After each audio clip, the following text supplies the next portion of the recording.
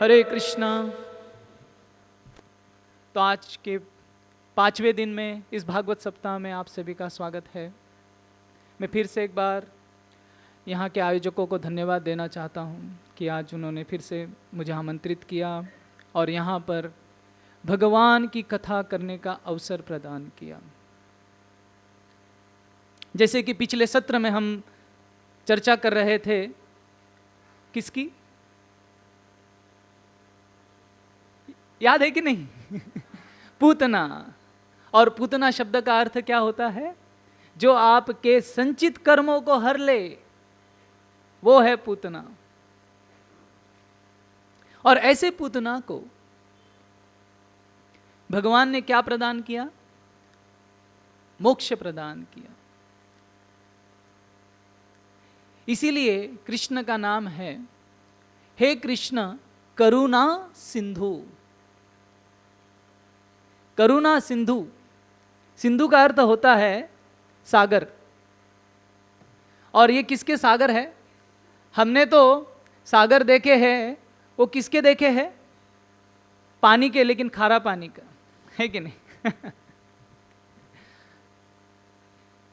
जिस पानी का हमारे दैनंदिन जीवन में उपयोग नहीं होता है, खारे पानी का। लेकिन करुणा सागर, करुणा सिंधु, ये नाम का उन्होंने परिचय पूतना लीला के द्वारा हमें सभी को दिया।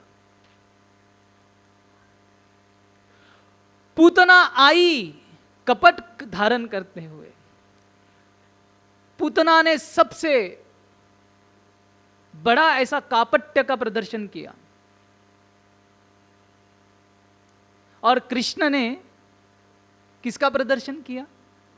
करुणा का प्रदर्शन किया। कृष्ण अपने आप, पूतना अपने आप को छुपाते हुए कृष्ण के पास पहुंची। कपट, कपटी व्यक्ति का परिचय ही होता है कि वो अपने आप को छुपा लेता है। नीति शास्त्र में कपटी व्यक्ति का उदाहरण दिया गया है। मनस्येकं वचस्येकं कर्मण्येशं महात्मना मनन्यथं वचस्यन्यथं कर्मण्यथं दुरात्मना। महात्मा और दुरात्मा व्यक्ति का परिचय दिया गया है यहां पर। तो महात्मा कौन होता है? मनस्येकम, जो मन के विचार, मनस्येकम, मन का विचार एक है। वचस्येकम, जो मन के विचार है वो वाणी के द्वारा प्रस्तुत किए गए हैं, वही विचार। मनस्येकम मनस्येकम कर्मस्येकम महात्मना। और जो सोचता है, जो बोलता है और जो वही करता है, उसे महात्मा कहा गया है ना? और दुरात्मा कौन है? दुरात्मा मनन्यथम वसस्न्यथम कर्मण्यथम दुरात्मना। जो मन से कुछ और सोचता है, वाणी से कुछ और बोलता है और कर्मों से कुछ और करता है, वो दुरात्मा होता है। महात्मा की पहचान कैसे होती है? जो वो बोलता है, जो वो सोचता है, वही आचरण में लाता है। और दुरात्मा व्यक्ति वो होता है जो मन में कुछ और, वाणी में कुछ और कर्मों में कुछ और होता है, वो दुरात्मन है। यहां पर पूतना ने दुरात्मा व्यक्ति का प्रदर्शन किया। इतना सुंदर रूप लेकर पहुंची, मानो कोई स्वर्ग की अप्सरा, कोई देवी प्रकट हो चुकी है। लेकिन मन में क्या विचार था? कृष्ण की हत्या करना, कृष्ण को मार गिराना। लेकिन कृष्ण ने कहा, अच्छा तू कपट का धारण कर रही है, तो मैं तुझे करुणा का सागर क्या है उसका परिचय आज देता हूं। और उन्होंने अपने करुणा का ऐसा परिचय दिया, औदार्य का ऐसा परिचय दिया कि संसार में उस लीला को याद करते हुए सारे संसारी जनों को एक आशा की किरण मिल जाए कि उसे धात्री का स्वरूप प्रदान किया। एक अच्छा गुण कृष्ण ने उसमें देख लिया, जिसका वर्णन सुखदेव गोस्वामी कहते हैं कि ये जो स्त्री है पूतना लोक बालाग्नि, इस संसार में बालाग्नि के नाम से जानी जाती है। राक्षसी रुधिराशना, जिसका खून पीने में मजा आता है, जिसे खून पीने में मजा आता है, रुधिराशना। और किस जाति में पैदा हुई है? राक्षसी। कोई ऐसा लेबल नहीं लगाता है, अरे मैं राक्षस कुल में पैदा हूं। लेकिन उस स्त्री को कृष्ण ने धात्री का स्वरूप प्रदान किया। इसलिए हम सभी को ये कृष्ण ने एडवर्टाइजमेंट कर दिया कि बस अगर आप में थोड़ा भी कुछ है, थोड़ा भी अच्छा गुण है, उसे स्वीकार करने के लिए मैं तैयार हूं। चिंता करने की कोई आवश्यकता नहीं है, केवल चिंतन में ध्यान लगाइए।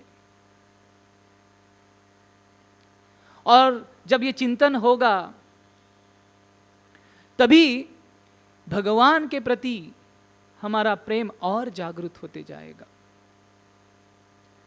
तो इस घटना, इस लीला के पश्चात परीक्षित महाराज और भी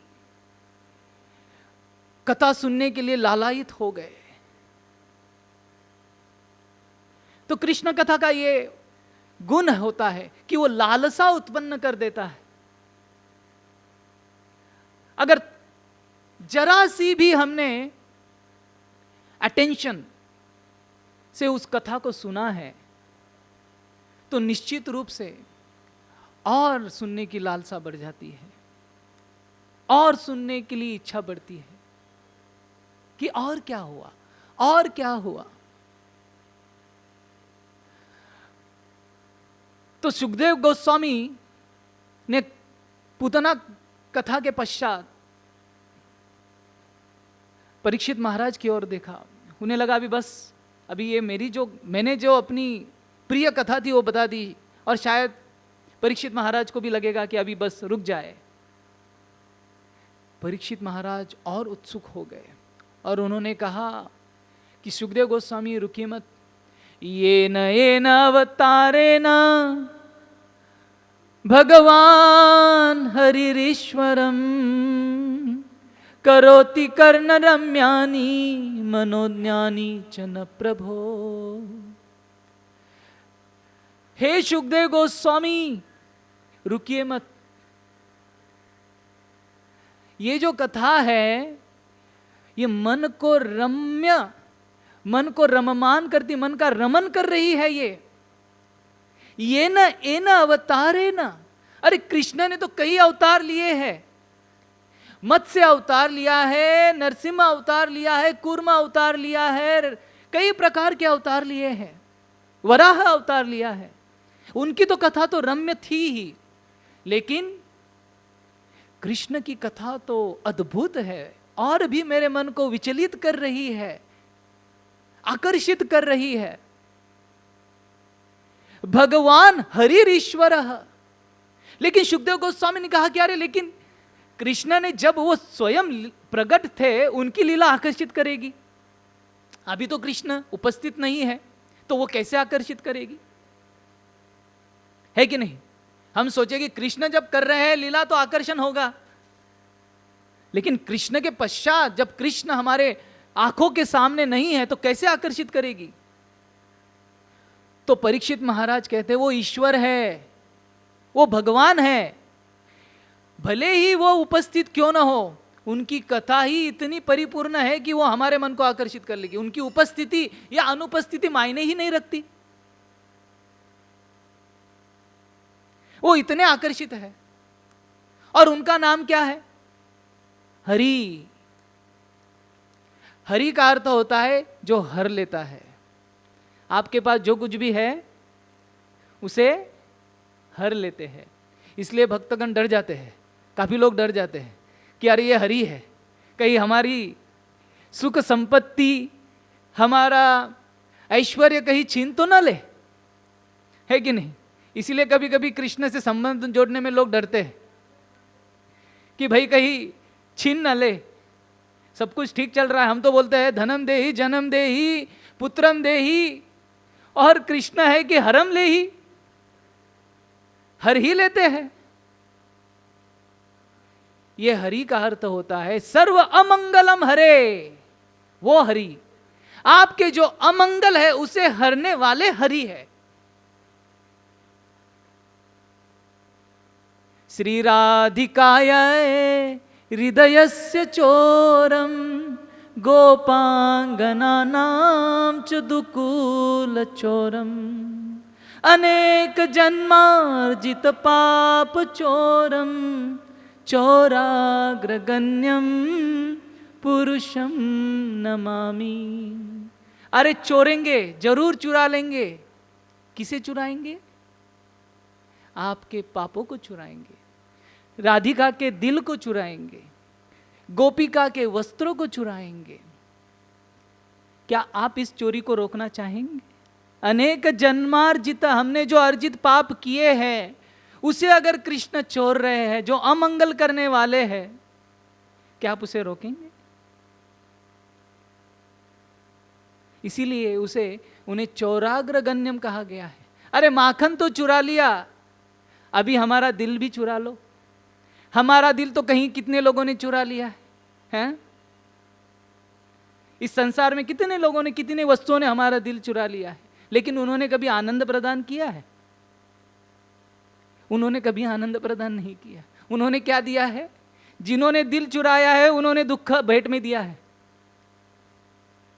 लेकिन जब कृष्ण हर लेते हैं तो क्या प्रदान करते हैं? आनंद प्रदान करते हैं। इसीलिए कृष्ण आपसे और कुछ नहीं चाहते। भगवत गीता में वो कहते हैं मन मना भव मत भक्तो, मुझे आपकी संपत्ति नहीं चाहिए, मैं लक्ष्मीपति हूं, है कि नहीं। क्या चाहिए? आपका मन, जो हमने कहीं और लगा के रखा है। कभी बॉलीवुड में, कभी हॉलीवुड में, कभी इंटरनेट में, कभी फोन में, कभी इसमें, कभी उसमें। तो कृष्ण वही मांग रहे हैं, इसीलिए उनका नाम है हरि। सर्व अमंगल हरे इति हरि। तो भगवान हरिश्वर, कि आप सुखदेव गोस्वामी रुकिए मत, आप इस कृष्ण कथा की सरिता को, इस कृष्ण कथामृत को आप निरंतर प्रवाह करते रहिए। धारावाहिक है ना, हमारी धारावाहिक उधर होती है 8 to 9, 9 to 10, अनुपमा या और कोई, हाँ। लेकिन कृष्ण कहते हैं कि अनुपम भेंट मुझसे ले लो, अनुपमा के जगह कृष्ण भक्ति की, है कि नहीं। ये धारावाहिक आप सुनते रहिए। सीरियल्स, धारावाहिक मीन्स सीरियल्स। तो आप सीरियस हो जाइए।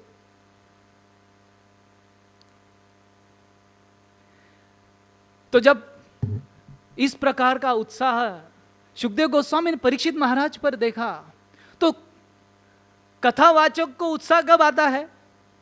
जब श्रोता उत्सुक होता है।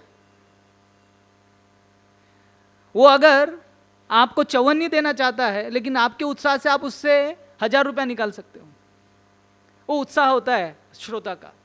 तो इस प्रकार का सुखदेव गोस्वामी जैसा, परीक्षित महाराज जैसा श्रोता उन्हें मिल गया है, जो कथा पान करने के लिए उत्सुक है।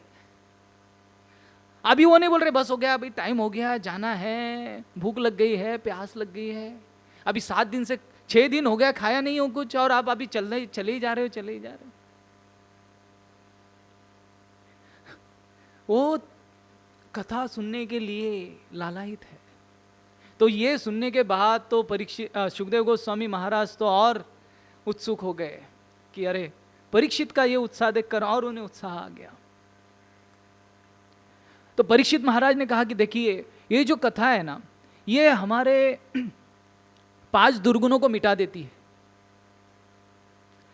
वो कहते यच्छृण्वतो अपतेर अब तृष्ण विस्तृष्णा सत्वं च शुद्धे तचिरेन पुंसा भक्तिर्हरो तत्पुरुषे च साख्यम तदैव हारम वदमन्यसे चेत। कि ये कृष्ण कथा है ना, 5 दुर्गुणों को दूर कर देती है। तो वो कहते हैं पहला दुर्गुण है अरति। जो अरति है कृष्ण के कथा के प्रति, है ना। जैसे कृष्ण कथा शुरुआत होती है तो गुरुत्वाकर्षण का जो तीसरा नियम है वो दिखने लग जाता है। वो क्या है? जैसे ही कृष्ण कथा खुलती है हमारी आंखें बंद होती है। Equal and opposite reaction. तो वो अरति जो है वो दूर हो जाती है। दूसरी वितृष्णा। हम सबको तृष्णा है, प्यास है। किसकी? इस भौतिक संसार में आनंद प्राप्त करने की। तो वो जो वितृष्णा है, विशेष रूपेण तृष्णा जो है, प्यास जो है, वो बुझ जाती है, वो मिट जाती है। और वही प्यास हमें हर जगह एक स्थिति से दूसरी स्थिति में, एक एंडेवर से दूसरे एंडेवर तक लेके जाती है कि कहीं ना कहीं वो मिल जाए, वो सुख प्राप्त हो जाए। तो जैसे ही कृष्ण कथा सुन लेता है कोई व्यक्ति, तो वितृष्णा, वो तृष्णा संतुष्ट हो जाती है, वो प्यास बुझ जाती है और व्यक्ति संतुष्टि का अनुभव करता है। और तीसरा, भगवान के प्रति भक्ति उदय होता है और भक्ति में दृढ़ व्यक्ति हो जाता है। हमारी भक्ति अनिश्चिता है ना। कभी कभी व्यक्ति संडे डिवोटी बन जाता है, या हफ्ते में से एक बार कि आज मैं डिवोटी हूं। लेकिन भगवान क्या कहते हैं? नित्यम, हर दिन हर समय भक्त बनना है। तो जब व्यक्ति अनिश्चित होता है तो केवल साल में से 7 दिन या हफ्ते में से 1 दिन, या कभी कभी लोग सालाना भक्त होते हैं, केवल जन्माष्टमी में ही भेंट करेंगे, उस दिन मैं कृष्ण का भक्त हूं, ईयरली डिवोटी। तो ऐसी अनिश्चिता भक्ति से हमको छुटकारा मिलता है ना। हम चाय हर दिन पीना चाहते हैं, हम सीरियल हर दिन देखना चाहते हैं, लेकिन भक्ति साल में से एक बार या डिकेड में से एक बार, 10 साल में से। तो ऐसी नहीं, वो भक्ति बढ़ जाती है। और चौथा लाभ व्यक्ति को क्या होता है? उसका भक्तों के प्रति आस्था बढ़ने लगता है, भक्तों से मित्रता करने का इच्छा बढ़ता है, कनेक्शन, है ना। Your net worth is your network. आपका जितना नेटवर्क है उतना आपका नेटवर्थ है। तो कृष्ण भक्ति प्राप्त करने के लिए, उसका वर्थ बढ़ाने के लिए किसके साथ नेटवर्क करना पड़ेगा? भक्तों के साथ, क्योंकि भक्तों के पास भक्ति रहती है। कृष्ण ने डिस्ट्रीब्यूटरशिप किसको दिया है? भक्ति का। होलसेल में आपको प्राप्त होगी भक्तों के पास। अगर अपना प्रयास करने लगोगे तो ड्रॉप में कभी मिलेगी, लेकिन भक्तों के साथ जब नेटवर्किंग होता है, भक्तों के प्रति जब आस्था बढ़ती है, भक्तों के प्रति जब मित्रता बढ़ती है, तो होलसेल में आपको मिलता है ना। होलसेल में तो चीजें सस्ते में मिल जाती है। तो इसीलिए भक्त के साथ, है ना, किसी ने कहा था कुछ लोग किस्मत से मिलते हैं, है ना। अगर अच्छी किस्मत है तो अच्छे लोग मिल जाते हैं जीवन में, और कुछ लोग कीमत से मिलते हैं। आप पैसा फेंको और तमाशा देखो। आप बोलो क्या चाहिए, ओके इतना चाहिए हम देते हैं, चलो ये काम कर दो। कुछ लोग किस्मत से मिलते हैं, कुछ लोग कीमत से मिलते हैं, लेकिन भक्त और भक्ति केवल कृपा से मिलती है। अगर कृपा है तो आपको भक्त मिल जाएंगे, आपको भक्ति मिल जाएगी। इसीलिए भक्तों के साथ मित्रता, भगवान कहते हैं कथा श्रवण से होता है। और पांचवा लाभ होता है, जो हमारा हृदय है वो तो बड़ा ही पवित्र है ना। हाँ, इतने विचार सुंदर आते हैं कि बस क्या कहे प्रभु जी। ये अनर्थों से भरा हुआ है। तो जैसे ही कथा श्रवण होती है तो अनर्थ दूर होते हैं और हृदय हमारा शुद्ध होता है। जिस प्रकार से शरद ऋतु का पानी शुद्ध होता है, उसी प्रकार से हृदय शुद्ध हो जाता है। तो इसीलिए वो कहते कि आप कथा कंटिन्यू कीजिए, आप रुकिए मत। अथन्यादपि कृष्णस्य तो काम चरित अद्भुतम मानुष्यम लोकमासाद्य तज्जातिम अनुरुंदत। और इतनी सारी लीलाओं में तो काम चरितम अद्भुतम, उसमें कृष्ण की जो बाल लीलाएं हैं वो अति मनोहर है, अद्भुत है कि नहीं। बालम मुकुंदम स्तोत्र में भक्त भगवान से प्रार्थना करते हैं, करारविंदे पदारविंदम मुखारविंदे विनिवेशयन्तम वटस्य पत्रस्य पुटे शयानं बालं मुकुंदम मनसा स्मरामि बालं मुकुंदम मनसा स्मरामि बालं मुकुंदम मनसा स्मरामि। अरे वो बाल मुकुंदम वटस्य पत्र पुटे शयानम, अरे वो मार्कंडेय ऋषि प्रलय के पानी में अगणित प्रकार के दुखों को सह रहे थे, लेकिन जैसे ही उन्हें वटपत्र शाही कृष्ण का दर्शन हो गया, बालम मुकुंदम, बस वो सारी परेशानियों को, सारे दुखों को भूल गए। और इसीलिए वो बालम मुकुंदम स्तोत्र में वो वही स्मरण कर रहे हैं कि बालम मुकुंदम स्मरण मनसा स्मरामि, कि किसी न किसी प्रकार से मेरे मन में वो बाल मुकुंद की लीलाएं हमेशा अंकित रहे। क्योंकि समझाया गया है भगवत गीता में, भगवान कृष्ण कहते हैं अंतकाले च मामेव स्मरन् मुक्त्वा कलेवरम यः प्रयाति समद्भावम याति नास्त्रैव संशय। अरे जिस जिस प्रकार से व्यक्ति का भाव, जो जो चीज वो स्मरण करेगा, अंतिम क्षणों में उसे उस प्रकार का देह प्राप्त होगा। तो आपका स्मरण बहुत आवश्यक है। किस प्रकार का स्मरण, किस वस्तु का, किस व्यक्ति का हम स्मरण करते हैं, और जिस व्यक्ति से, जिस वस्तु से हमारा संबंध हुआ है, जिस व्यक्ति के प्रति हमारा अटैचमेंट, आसक्ति हुआ है, जिस वस्तु के प्रति आसक्ति हुआ है, वही चीज आखिरी समय में स्मरण होगी। और वो जो चीज आपको आखिरी समय में स्मरण होगी, उसी प्रकार का भाव, उसी प्रकार का जन्म आपको मिलेगा। ये कृष्ण ने भगवत गीता में समझाया है। तो इसीलिए भक्त प्रार्थना करते हैं कि बालम मुकुंदम मनसा स्मरामि, कि मेरे मन में केवल उस बाल मुकुंद की लीलाओं का स्मरण होता रहे, कृष्ण के नामों का स्मरण होता रहे। अगर हम कृष्ण के नामों का, कृष्ण का स्मरण करेंगे तो क्या प्राप्त होगा? कृष्ण का भाव प्राप्त होगा, कृष्ण का धाम प्राप्त होगा। इसीलिए परीक्षित महाराज यहां पर भी वही चेष्टा कर रहे हैं कि कृष्ण की लीला का श्रवण करें और कृष्ण के पास लौट जाए। फिर से नहीं आना है। पुनरपि जननम पुनरपि मरणम पुनरपि जननी जठरे शयनम। जितनी बार जन्म लेंगे उतनी बार दुखों का सामना करना पड़ेगा। ऐसे नहीं होगा कि अगले किसी जन्म में सुख की प्राप्ति हो जाएगी, अभी ये जन्म थोड़ा दुखदाई है तो कहीं और जन्मों में सुख प्राप्त हो जाएगा।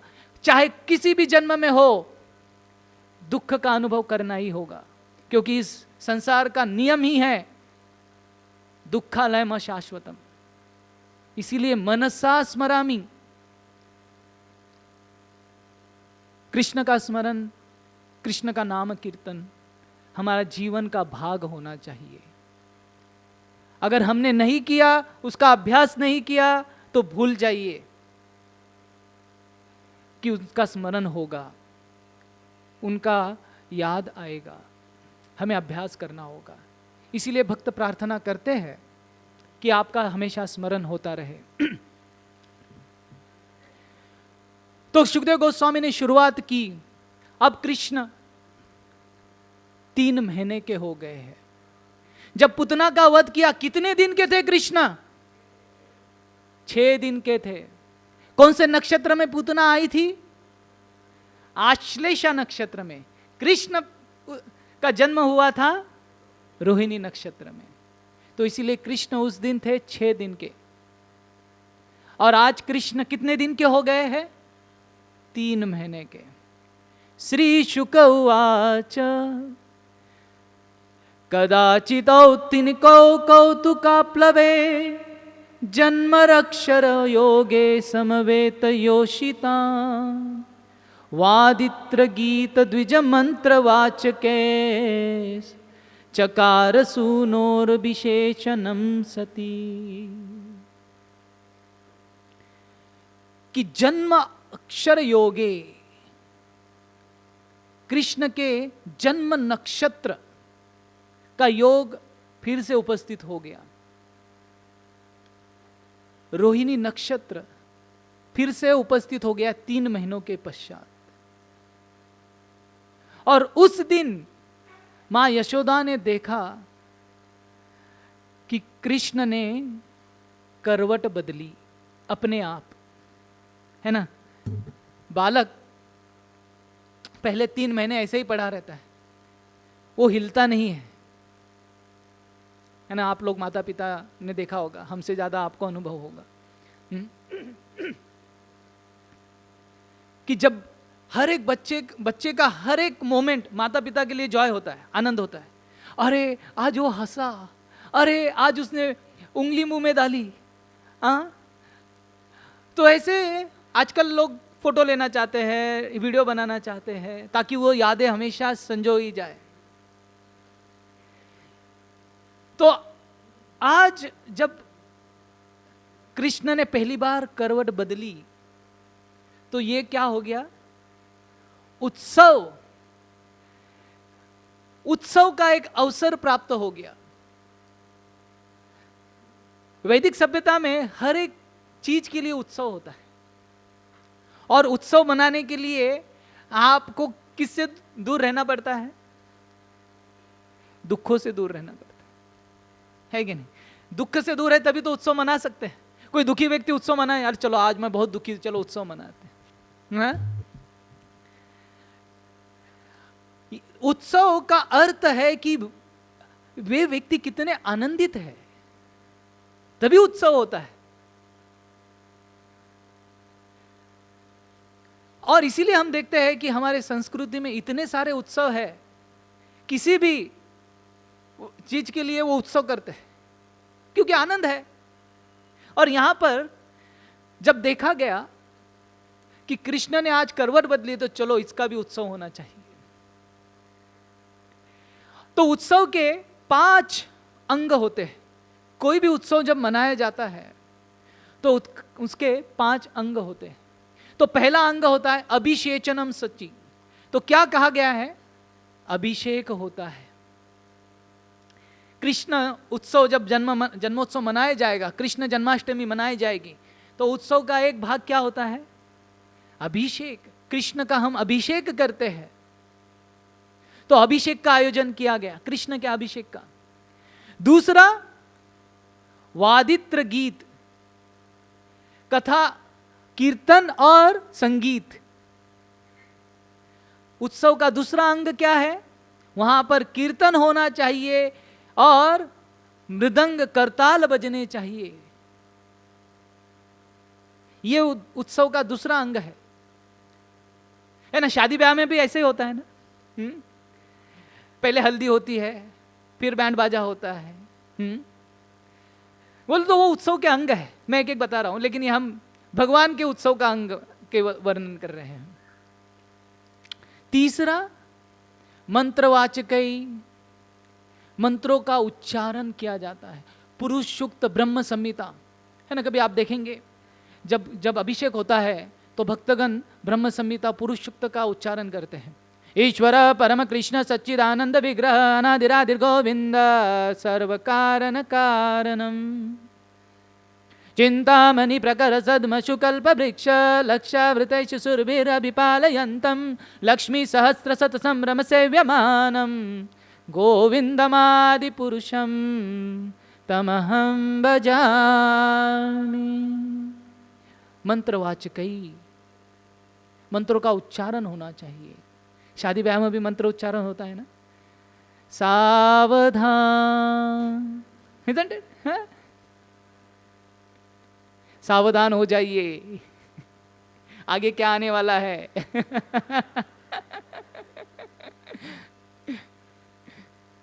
मंत्रवाचकई। चौथा, यहां पर वो बताते हैं कि ब्राह्मणों का स्वागत, अतिथियों का स्वागत। अतिथियों को बुलाते हैं हम, हमारे सगे संबंधी, है ना। ऐसे नहीं कि चलो 3-4 लोग ही मिलके उत्सव मना लेते हैं। मजा कब आता है? जब 4 लोग मिलते हैं, है कि नहीं। बाहर के भी लोग ऐसे एडवर्टाइज करते हैं ना, खूब जमेगा रंग, हाँ, जब मिलेंगे हम सब संग, हाँ। तो कथा का भी उत्साह, उत्सव का भी इंटरेस्ट तभी बढ़ता है जब हम सब एक साथ आते हैं। अतिथि सत्कार, अतिथि नहीं तो आजकल तो अतिथि को तो भगाया ही जाता है।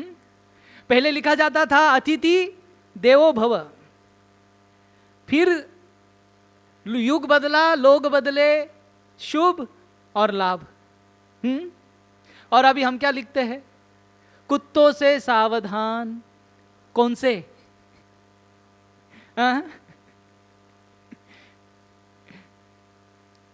कि भाई दूर ही भागिए, दूर से भागिए।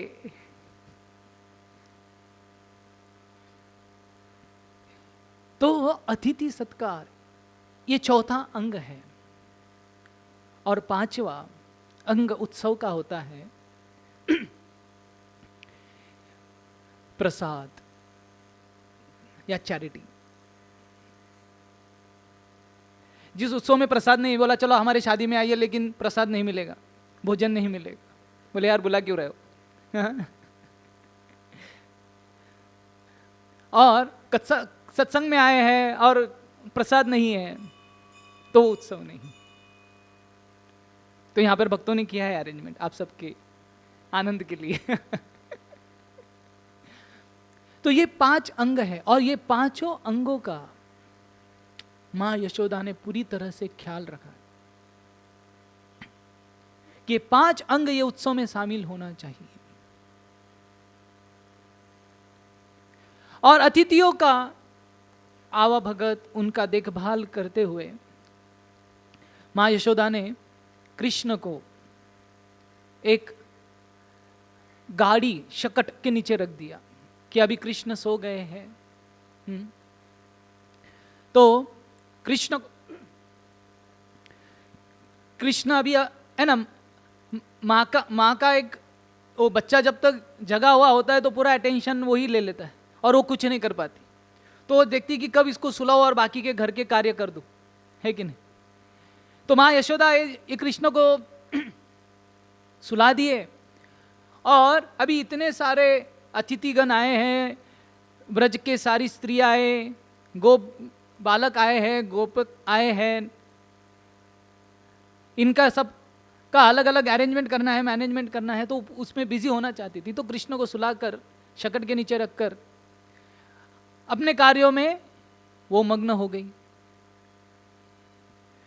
औत्थानिको उत्सुक्यमाना मनस्विनी समागतान् पूजयति व्रजोकसा नैवाश्रुनोद्वे रुदन्ती सुतस्य सा रुदन् स्तनार्थी चरना उदक्षितम्।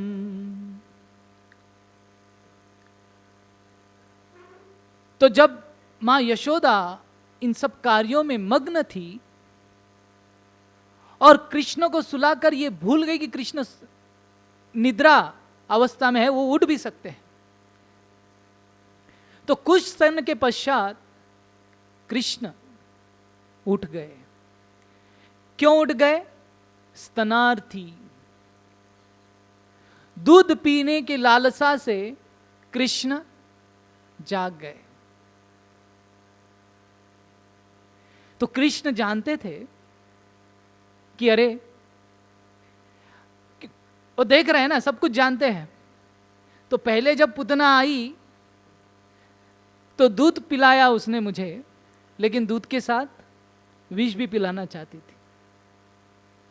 तो अभी ये शकटासुर आया है मुझे मारने के लिए, उसके पहले थोड़ा माँ के दूध का पान किया जाए, है ना। कभी कभी व्यक्ति चैलेंज करता है ना कि माँ का दूध अगर पिया है तो सामने आ जा, हाँ। तो कृष्ण ने सोचा कि अगर ये ऐसा चैलेंज किया तो बता सकता हूं कि मैंने पिया है कर कर। तो स्तनार्थी कृष्ण ने वो सोचा कि अरे चलो पहले दूध पी लेते, बाद में थोड़ी शक्ति आ जाएगी दूध पीने के बाद, है ना। आजकल तो एडवर्टाइजमेंट किया जाता है कि अंडे खाने से आपको शक्ति आएगी, हाँ। संडे हो या मंडे रोज खाओ दंडे, सॉरी, हाँ।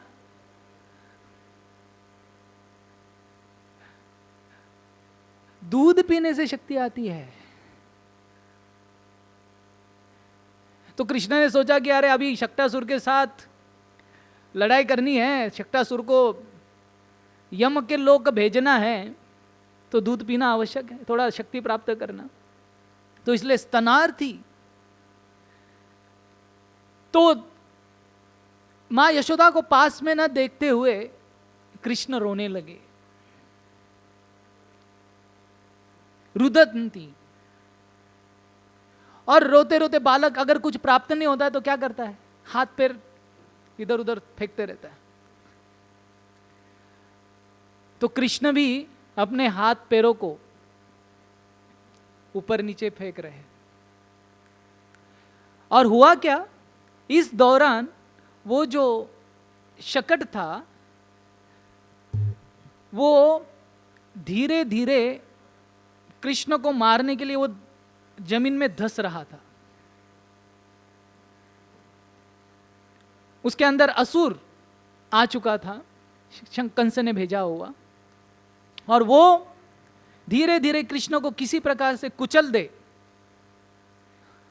वो कारण के वश अभी शकट जो गाड़ी होती है, आपने अगर बैलगाड़ी अगर देखी होगी, मुंबई में तो केवल मर्सिडीज और BMW ही देखते हैं हम सब, लेकिन बैलगाड़ी अगर देखी होगी तो काफी हाइट होती है। तो कृष्ण का पैर वहां तक कैसे पहुंचेगा? कृष्ण तो बालक है।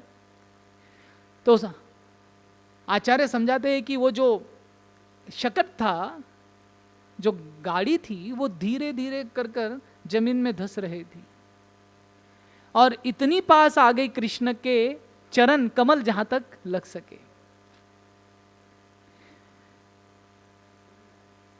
तो कृष्ण ने देखा कि अरे बहुत पास में आ चुका है अभी, तो अभी मेरे किक का, है ना, लोगों को किक चाहिए जीवन में, किक मिलना चाहिए, है कि नहीं। तो यहां पर कृष्ण अपने पैरों की शक्ति का हमें परिचय करवा रहे कि किक क्या होती, कृष्ण की किक क्या होती है। हाँ? हॉस्टल में हम जाते हैं तो लोग कहते हैं प्रभु जी किक ऐसी लगती है ना, आपको क्या बताया। तो हम कहते हैं कि कृष्ण की किक लग गई ना तो फिर छूटती नहीं है। हाँ? तो यहां पर जब ये शकट पास में आ रहा है तो इसका आगे का वर्णन सुखदेव गोस्वामी करते हैं। अधश्चयानस्य शिशोरल्प बालक प्रवालमुगङ्घ्रि हतं हतं व्यवर्तत विध्वस्तनानारसकुप्य भाजनम् व्यस्तस्तचक्राक्ष विभिन्न कूबरम। यहां पर इस लीला का 8 आश्चर्यों का वर्णन सुखदेव गोस्वामी करते हैं कि क्या 8 आश्चर्य कृष्ण ने प्रदर्शित किए, है ना। हम सब आकर्षित होते हैं 7 wonders of this world. Taj Mahal से आकर्षित होते हैं, चाइना वॉल से आकर्षित होते हैं, आईफल टावर से आकर्षित होते हैं। कृष्ण कहते हैं कि मैं आपको 8 आश्चर्य यहां पर ही दिखा देता हूं। तो यहां पर पहला आश्चर्य का वर्णन किया गया है अध शयानस्य। कृष्ण क्या थे? शयन, सो रहे थे। अभी आदमी जब सोकर उठता है तो तुरंत ही काम पर लग जाता है। हाँ? उसको अंग्रेजी में स्टूपर कहते हैं, स्टूपर। वो उठता है तो 10 मिनट उसको समझ में नहीं लगता है मैं कहाँ हूँ। 5 मिनट में तो कम से कम वो सोचता है कि अरे किधर हूँ, क्या हूँ, कैसा सपना आया, क्या आया। और कई चीज़ों करने के पश्चात, कोई तो आजकल बेड टी के बाद तो हमारा दिन चालू होता नहीं है। तो यहां पर कृष्ण ने अधशयनस्य, सोने के बाद तुरंत ही एक्शन, इन एक्शन,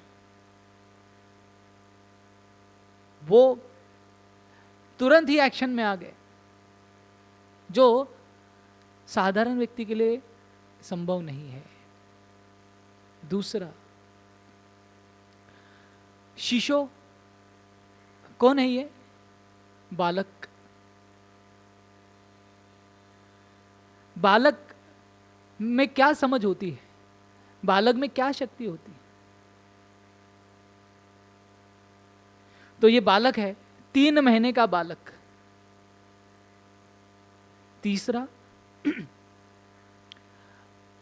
अल्पक प्रवाल, उनके जो हाथ और पैर है वो कोमल पत्तियां जो होती, पहली बार जब अंकुरित होता है, अगर कोई पेड़ या कोई प्लांट, रोप का अगर पहला अगर जो पत्ता होता है, जितना वो कोमल होता है उतने कोमल कृष्ण के हाथ और पैर है, उतने कोमल। और इस कोमल हाथ और पैरों से कृष्ण क्या कर रहे हैं? वो जड़ शकट को किक कर रहे हैं, लात मार रहे हैं। तो ये जो कोमल हाथ और पैर है वो वज्र में परिवर्तित होते हैं, अंग्री, है ना, बहुत ही कठोर। ऐसा कोई किसी कोमल व्यक्ति का तुरंत ही कठोर वस्तु हो जाता है? नहीं, ये केवल कृष्ण के साथ। ये चौथा अद्भुत कार्य कृष्ण ने, कोमल है लेकिन वज्र के समान कठोर है। और वो कहते हैं जैसे हाथ है ना, हाथ अगर ऐसे है तो इसकी एक शक्ति होती है, लेकिन अगर ऐसे हो जाए तो इनकी और शक्ति बढ़ जाती है। कमल जितना सॉफ्ट होता है, मुट्ठी उतनी उससे ही कठोर होती है ना। एक बार एक प्रेमी ने अपने प्रेमिका को उसको कमल का भेंट वस्तु प्रदान किया, बोला ये मेरी तरफ से गिफ्ट, कमल का फूल। तो वो प्रेमिका ने उसे एक चाटा लगा दिया। तो बोला अरे मैंने तुमको कमल दिया, तुमने मुझे चाटा दिया। बोला तुमने मुझे बीजेपी दिया, मैंने तुमको कांग्रेस दिया। अगर कमल चीज जो है वो वज्र के समान नहीं हो सकती। तो यहां पर भगवान भक्तों के प्रति कोमल रहते हैं, लेकिन जब असुर उनके प्रति कुछ चीजें करना चाहते हैं, कुछ घटना करना चाहते हैं, तो कृष्ण वही कोमलता को वज्र में परिवर्तित कर देते। तो यहां पर वही हो रहा है, कोमल हाथ और पैर है कृष्ण के, लेकिन वज्र के समान आघात होगा शकटासुर पर। यह चौथा हो गया। पांचवा, वो जो गाड़ी है, जो शकट है, वो इस तरह से भगवान ने उछाला कि अलग अलग दिशा में वो गिर गया। अगर किसी को इतना जड़ वस्तु को अगर हिलाना है तो कई प्रकार की शक्ति लगती है आपको, और तब जाके कुछ चीजें हिलती है। तो कृष्ण ने केवल इसको हिलाया ही नहीं, इसको अस्त व्यस्त तहस नहस कर दिया। एक अजूबा हुआ। और अगर मान लो कृष्ण कहाँ थे, उस शकट के नीचे, तो अगर वो टूटेगा तो कहां गिरेगा? उनके ऊपर ही गिरेगा कि नहीं? लेकिन कृष्ण ने ऐसी इस प्रकार से उसके किक मारी, कृष्ण का बाल भी बांका नहीं हुआ। कृष्ण को कोई प्रकार की हानि वो पहुंचा नहीं पाया।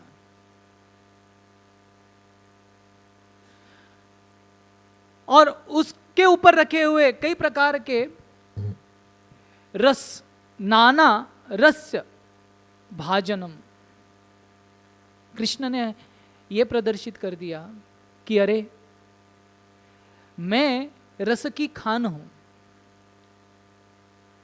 मुझसे ही सारे रस आते हैं। इस संसार में आनंद सबको वहीं से प्राप्त होता है, और आपने मेरे ऊपर ये अलग अलग प्रकार के रस रख दिए हैं। क्या ये जो चीजें हैं मुझसे अधिक प्रिय है आपको? तो उन सारे रसों का कृष्ण ने निष्कासन किया, उड़ा दिया सबको।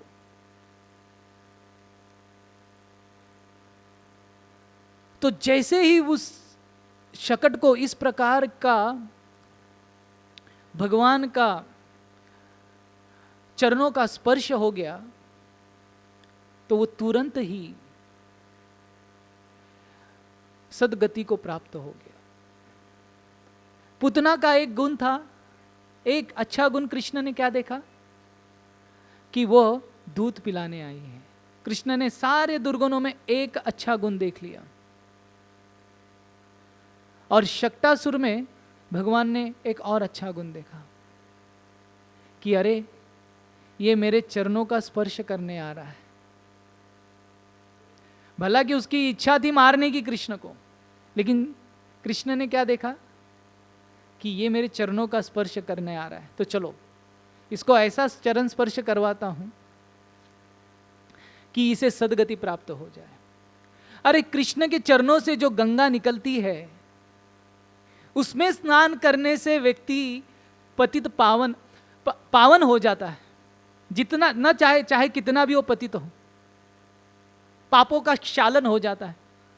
पाप क्षालिनी गंगा यमुना। अरे जिस व्यक्ति ने कृष्ण के चरण का स्पर्श कर लिया है, क्या उसके पाप रहेंगे?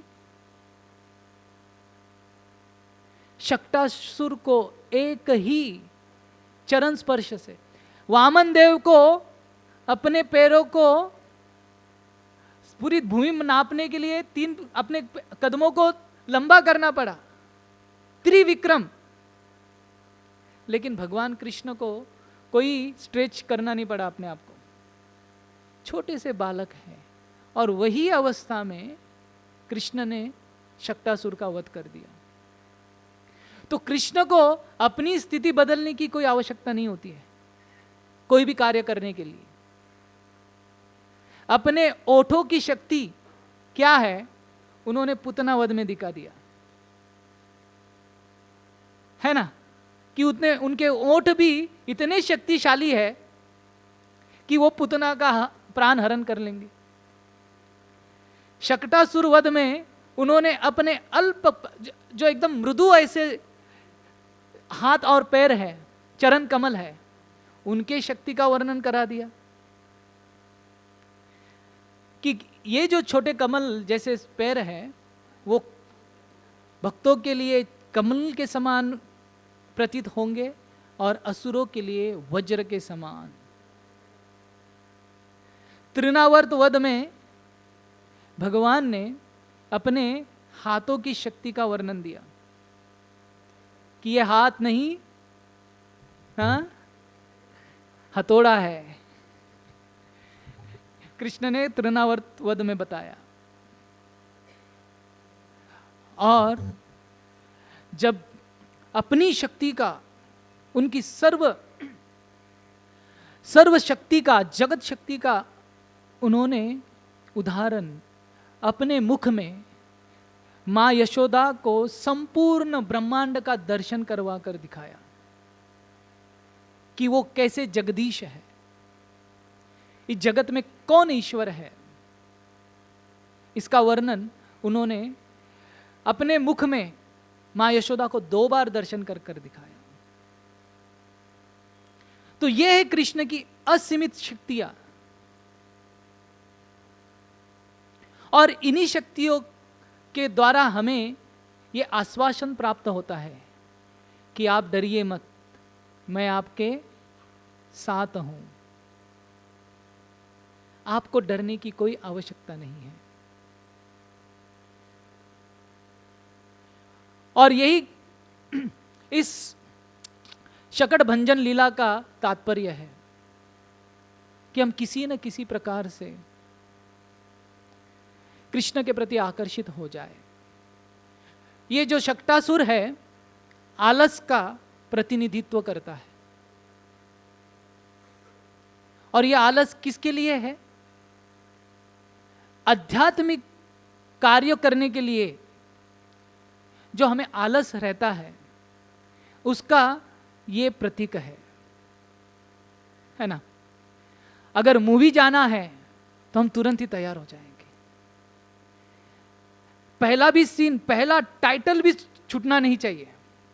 लेकिन कथा का जब अवसर आएगा तो लास्ट में जब खत्म होने आएगा ना, तब मैं एंट्री मारूंगा।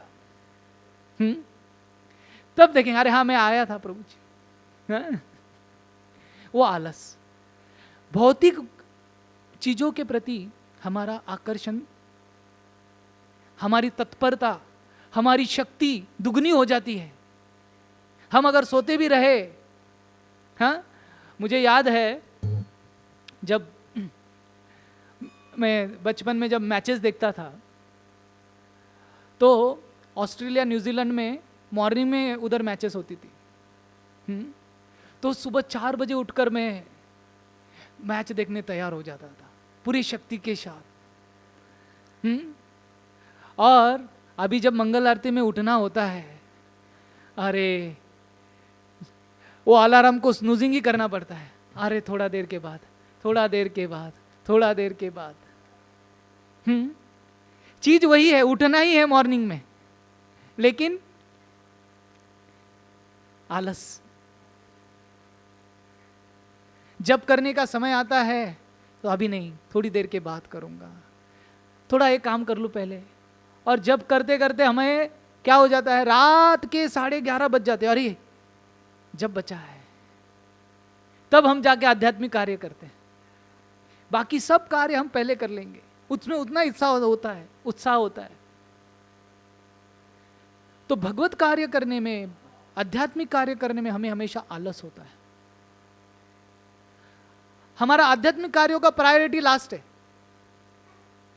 और बाकी सब का प्रायोरिटी पहले। ये शक्टासुर वो आलस का प्रतिनिधित्व करता है कि ये जो आलस है, कृष्ण के संपर्क में आने से, कृष्ण की कथा सुनने से, कृष्ण के भक्तों के संग में आने से वो आलस धीरे धीरे धीरे भंजन, जैसे यहां पर कृष्ण ने किया शकट भंजन, वैसे नष्ट होने लगता है, कम कम कम कम होने लगता है।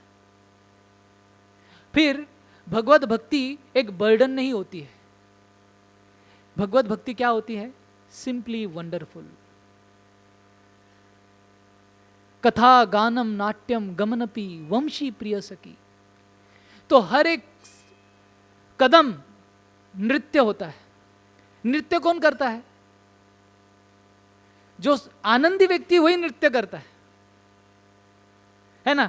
आपने अभी कब नृत्य किया होगा कि बहुत अच्छी खुश खबर आई कि अरे आज आपका शेयर्स का भाव बहुत बढ़ गया, हाँ, तो ऐसे डांस करने लगता है व्यक्ति, अरे बैठे बैठे ही।